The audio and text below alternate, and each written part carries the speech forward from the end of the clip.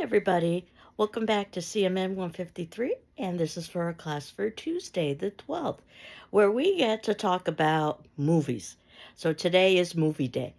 And in terms of thinking about the biggest cultural export from the United States, it's got to be movies. The way that movies basically not only tell narratives to entertain or to distract, but how they can teach and question things like cultural expectations and mores, and the idea that a movie can perhaps have an even greater significance than a book is probably shown in what we call blockbusters.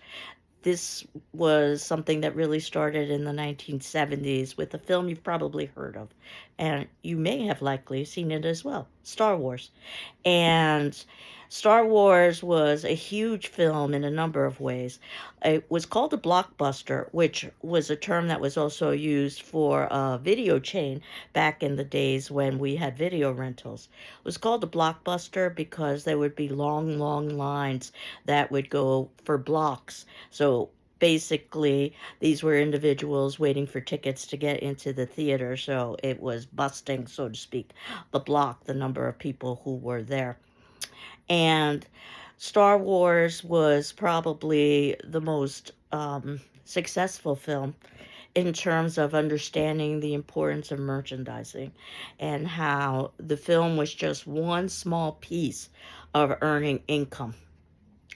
Now, thinking about the way that movies can either affirm or question viewer and societal values is something that I talk about in my literature and film class. I also talk about in my media and popular culture class about horror film. And if you have not yet seen the film Sinners, I highly encourage you to do that if you are a horror film fan, because it's a wonderful example. Get Out is another wonderful example, though it's an older film, of a film that does more than just entertain or does more than just distract, but it really shows a mirror on our social anxieties. And movie theaters used to be this big communal experience.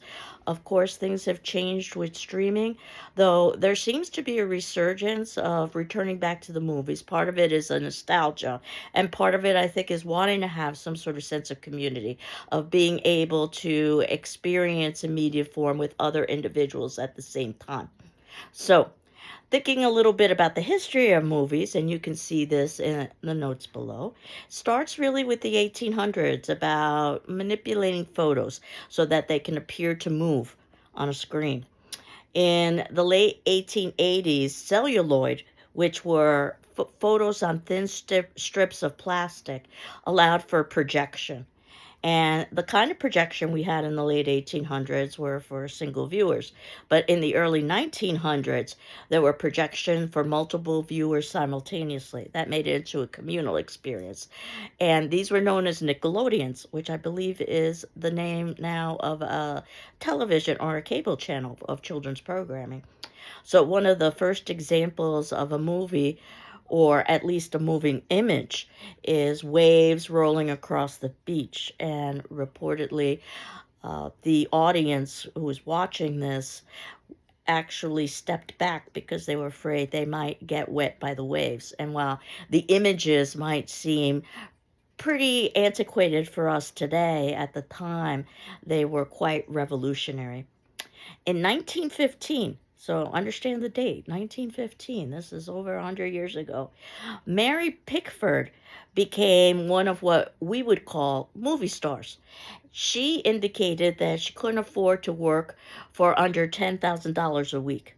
And that was in 1915. We know the kinds of salaries that movie stars can command today.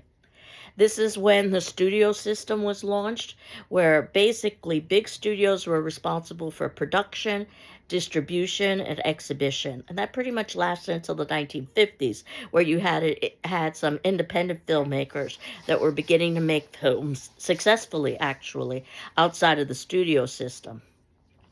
So the first feature-length film, unfortunately, is a film called Birth of a Nation. And I say unfortunately because it glorifies the KKK and is extremely racist. That said, many more films came afterwards. The 1920s is when movie palaces were created, so again, going to the movies would be an experience. 1930s is when movies moved from silence to talkies, completely changed the game for many actors who were very successful in the silent film era with over dramatization of physical movements, but their voices didn't necessarily translate well into the talkie movement. The 1950s is when the movie industry realized that it had to compete with television, and we'll be talking about television shortly. And the way that it differentiated itself from television was by offering content that you wouldn't normally find on television. In other words, more adult themes. The 1960s, a time of great turmoil in the United States, is really where we see the rise of independent films that were beginning to question much of the status quo of society. And the 1970s is when we basically have gotten to where we are today, which is the deification of the director. So I suspect you recognize some of these names: Lucas, Spielberg, Tarantino, and of course, as I had talked about as well, the idea of the blockbusters because of Star Wars. Other films in the 1970s were also hugely successful, like Jaws by Steven Spielberg. But Lucas really understood the power of merchandising so that he was able to take this story and really make it timeless with the sale of action figures, t-shirts, and all kinds of other paraphernalia. 1980s, the height of suburban multiplexes. This would be also coinciding with the height of suburban malls. So this became this kind of mass consumer experience. 1990s is when home viewing began. VHS, DVD, whether purchased, and they were pretty pricey. I can tell you, I remember spending $100 in 1990s money for a VHS. And of course, this led to the video rental experience, which was an experience where people would go perhaps on a weekend and run into other individuals from their community. She was searching for titles, and actually, it became an event because you needed to find the title, it needed to be available, you needed to return that title. So there was some planning and thought that went into it that made it special in a way that perhaps streaming doesn't today, where you could just click on a particular icon and just watch a movie. So 2000s, as we've talked about so many times, is a time of convergence, which is where the internet began transforming every media industry, including movies, which led to streaming. And now you've got production, distribution, and exhibition occurring not from big studios, but from cable. And Netflix actually was particularly adept at doing such a thing, in that basically they became a major player in the construction of, if not movies, then series.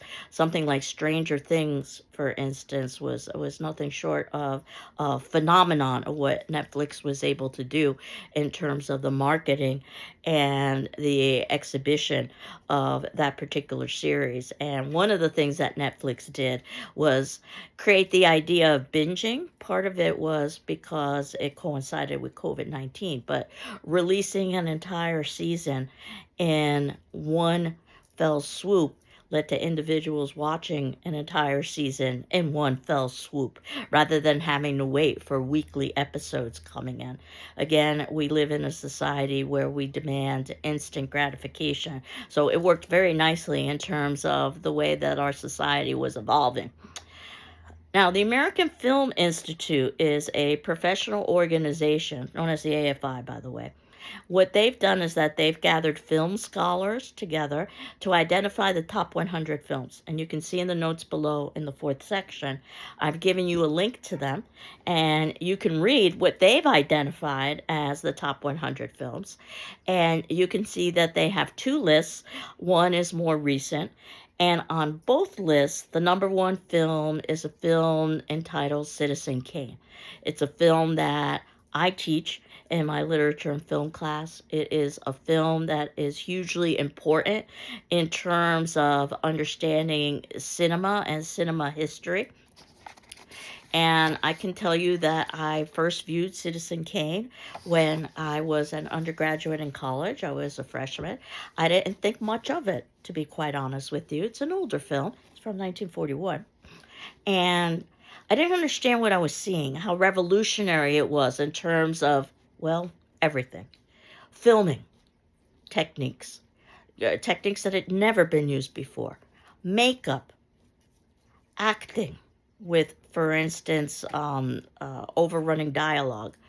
Special effects techniques, lots of things that don't even look like special effects, certainly not as in a Star Wars kind of special effects or special effects. In fact, the very famous movie critic Roger Ebert argues that Citizen Kane is a special effects film that uses as many special effects as Star Wars. These special effects are just hidden.